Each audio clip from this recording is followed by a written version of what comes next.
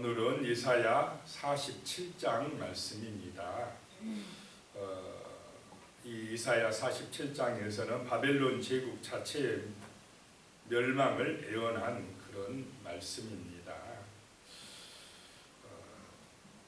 1절에 보시면 처녀딸 바벨론이여 내려와서 티끌에 앉으라.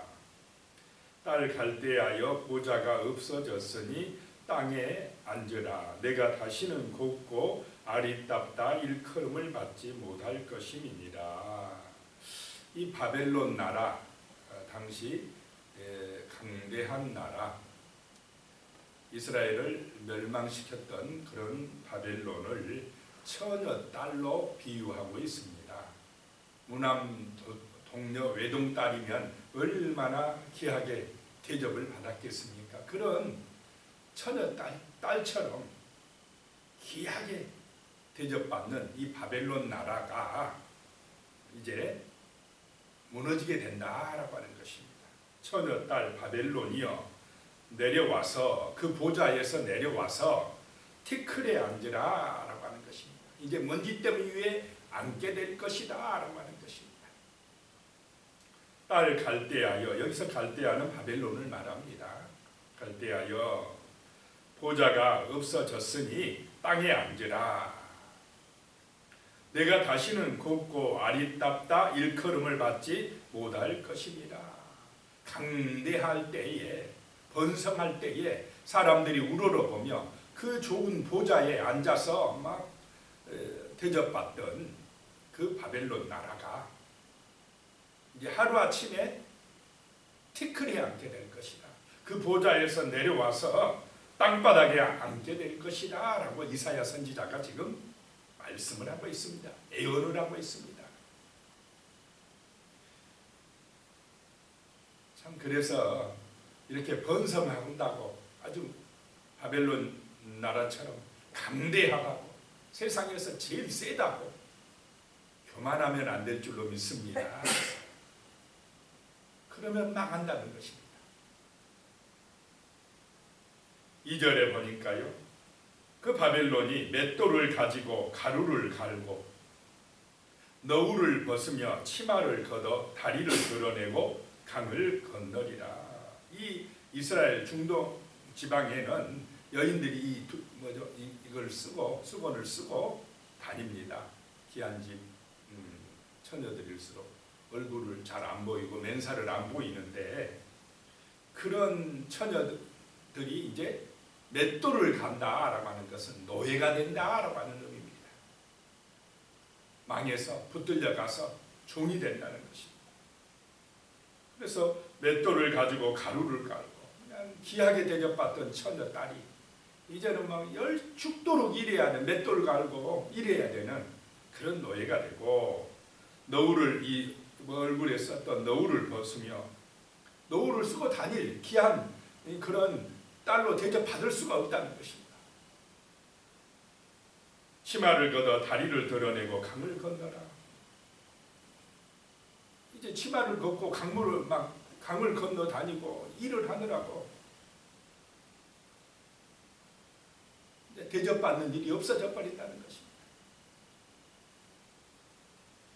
3절에요. 내 속살이 드러나고 내 부끄러운 것이 보일 것이라. 내가 보복가 돼 사람을 아끼지 아니하리라 라고 하는 것입니다. 그 바벨론에게 이렇게 심판하시는 분이, 보복하시는 분이 하나님이시다 라고 하는 것입니다.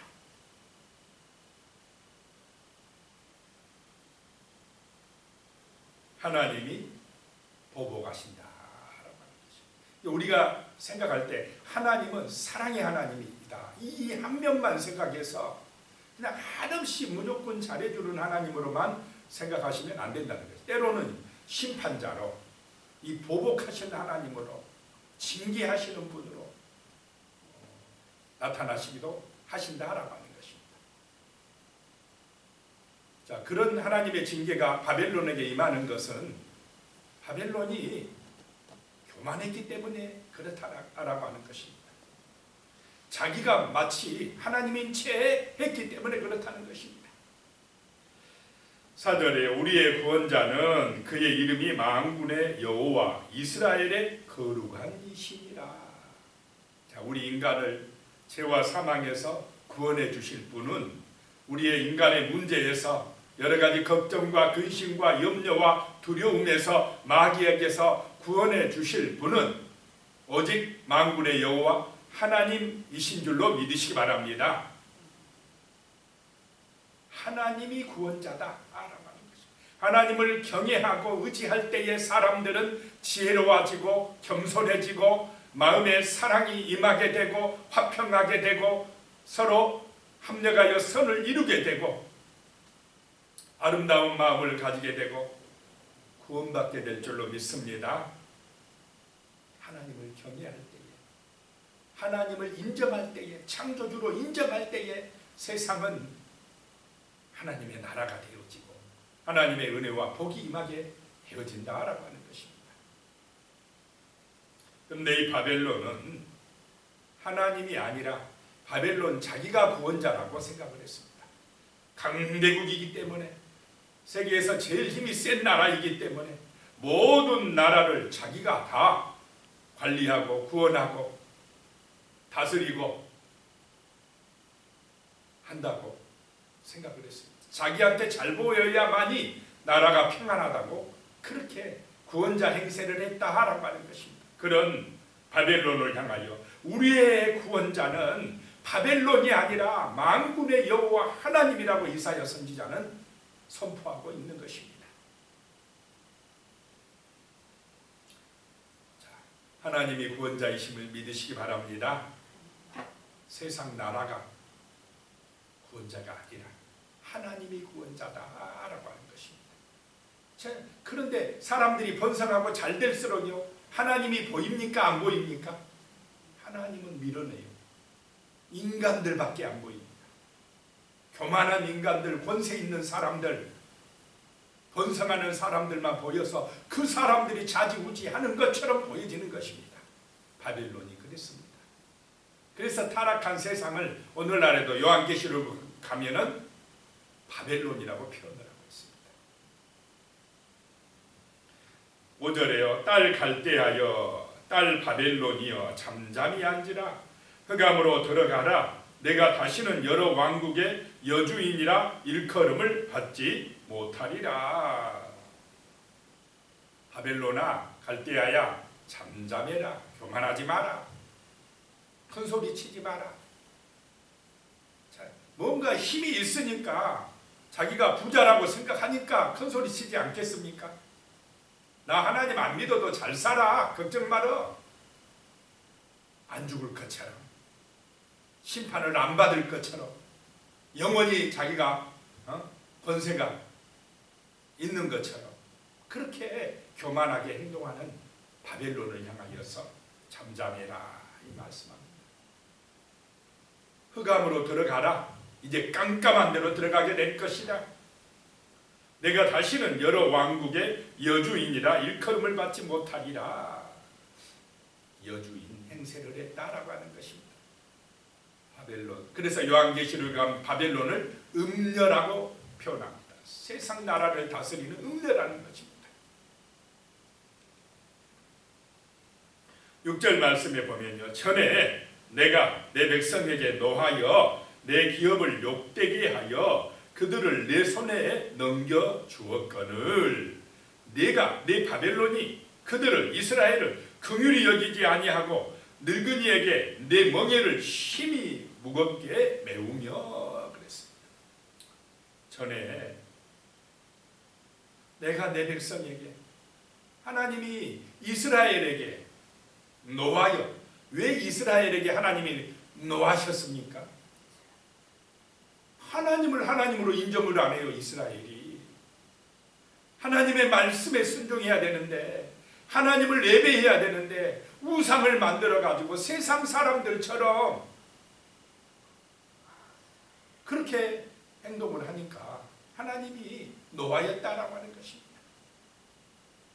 하나님이 창조자요 구원자요 우리의 예배를 받으실 전능하신 하나님이시라고 그분을 예배하며 그분을 중심으로 살아가야 될 이스라엘이 세상 유혹에 빠져가지고 세상을 따라가서 우상을 숭배하니까 하나님이 노하실 수밖에 없다라고 하는 것입니다. 그래가지고는 그 하나님의 기업인 이스라엘을 욕되게 하여 이스라엘을 바벨론에게 넘겨주었거늘, 바벨론의 포로로 끌려가게 하였거늘, 내가 그 이스라엘을 긍휼히 여기지 아니하고 좀 불쌍히 여기고 그래야 되는데 오히려 멍에를 심히 무겁게 하면서 함부로 행했다라고 하는 것입니다. 비록 하나님이 노하여서 이스라엘을 징계하고 있지만은 아버지의 마음은 자기 자식들을 보고 아프겠습니까? 안 아프겠습니까? 우상 숭배하고 죄지어서 잠깐 매를 들어 지금 바벨론을 들어서 하나님이 징계를 하고 있지만은 그래도 하나님의 마음은요 그게 아닙니다. 아픈데 이 바벨론은 그것도 모르고 교만하면서 이스라엘을 그냥 학대하더라라고 하는 것입니다. 7절에 말하기를 내가 영영이 여주인이 되리라 하고 이 일을 내 마음에 두지도 아니하며 그들의 종말도 생각하지 아니하였도다. 이 바벨론이 내가 영원히 이제 주인이 될까? 여주인이 될 거야. 이스라엘아 너희는 내 종이야. 이스라엘이 하나님의 종입니까? 바벨론의 종입니까? 하나님의 종인 백성을 노예로 부리면서 내가 이제 너희의 주인이야. 너희의 주인은 하나님이 아니야 라고 하면서 교만했다는 것입니다. 하나님께서 징계하시려고 이스라엘을 자기들에게 잠깐 붙인 것을 모르고 자기들이 주인 행세를 하면서 그렇게 교만하게 행동을 했다라고 하는 것입니다. 8절 말씀이에요. 그러므로 사치하고 평안히 지내며 마음에 이르기를 나뿐이라 나 외에 다른 이가 없도다. 나는 과부로 지내지도 아니하며 자녀를 잃어버린 일도 모르리라 하는 자여 너는 이제 들을지어다. 누가 그런다고요? 바벨론이 번성하니까 형통하고 잘 되니까 어떤 마음을 품으느냐? 봐라, 이스라엘도 하나님 믿는다는 저 이스라엘도 내 종으로 지금 노예로 끌려왔지 않느냐? 내가 믿는 바벨론이 믿는 말뚝신이 최고고 여호와 하나님은 아무것도 아니다. 세상 사람들은 번성하니까 하나님도 무시하고, 자, 세상 사람들은 잘 되면 자꾸 누구를 자랑합니까? 나밖에 없어요. 나밖에. 세상은 나뿐이에요. 오늘 그게 바벨론이라는 것입니다. 사치하고 평안히 지내서 마음에 이르기를 나뿐이다 그런답니다. 나 외에 다른 이가 없다 그런답니다. 나는 잘돼. 나는 과부도 되지 않을 것이고 자녀를 잃어버린 일도 없을 것이고 항상 이렇게 번성하고 잘 될 거야 그런다는 것입니다.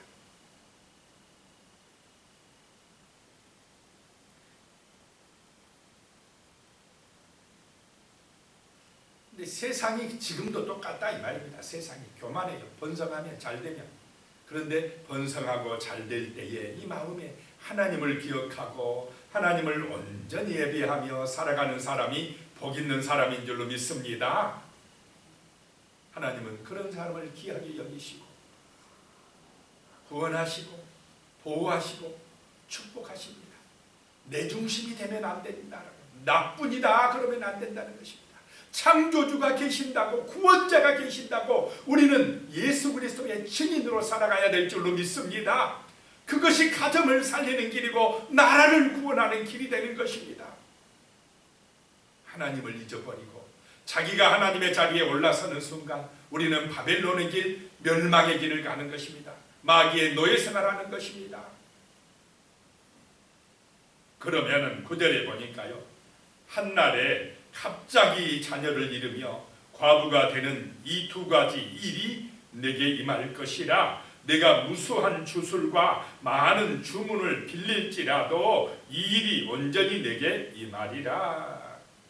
한날에 갑자기 심판이 임하리라 라고 하는 것입니다. 이 바벨론 나라가 굉장한 나라였고 정말 그 당시는 세계 최고의 강대국이었는데 절대로 바벨론은 망하지 아니할 것이라고 했는데 고레스에게, 페르시아 왕에게 한날에 그냥 한 방에 가버립니다. 누가 역사하셨습니까? 하나님이 역사하셨다는 것입니다. 그래서 인간은 교만하면 안 된다는 것입니다.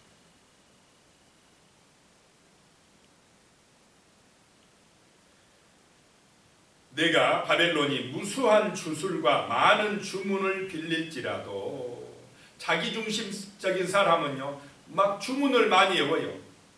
무수한 주술, 많은 주문을 빌릴지라도 종교성이 많다 이 말입니다. 자, 세상 사람은 열심히 기도하고 비는 것은 다 하나님의 영광입니까? 자기를 위해서입니까? 기도하는 것도 자기만을 위해서 기도하면 이게 주문하고 똑같은 것입니다. 교회 와서 기도해도 중심이 자기면은 그게 주문입니다. 우리의 기도는 주기도문처럼 아버지의 영광이고 아버지의 나라고 아버지의 뜻이 이루어지는 것이 먼저가 되어야 될 줄로 믿으시 바랍니다. 예수님도 먼저 그의 나라와 그의 의를 구하라. 그리하면 이 모든 것을 너희에게 더하여 주시리라. 아버지의 말씀, 하나님의 뜻이 먼저여야 할 줄로 믿으시기 바랍니다. 그래야 주문이 아닙니다. 아무리 많이 기도를 해도 자기밖에 모르고 자기만을 위하여 기도한다면 그거는 주문이 되는 것입니다.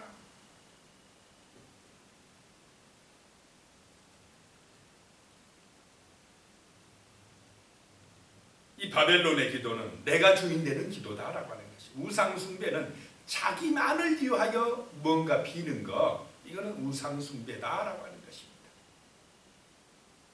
10절에요. 내가 내 악을 의지하고 스스로 이르기를 나를 보는 자가 없다 하나니 내 지혜와 내 지식이 너를 유혹하였음이라. 내 마음에 이르기를 나뿐이라 나 외에 다른 이가 없다 하였으므로.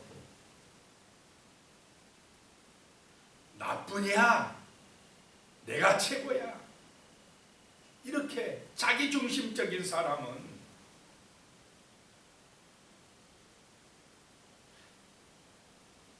자기 악을 의지하고 자기 지혜를 의지하고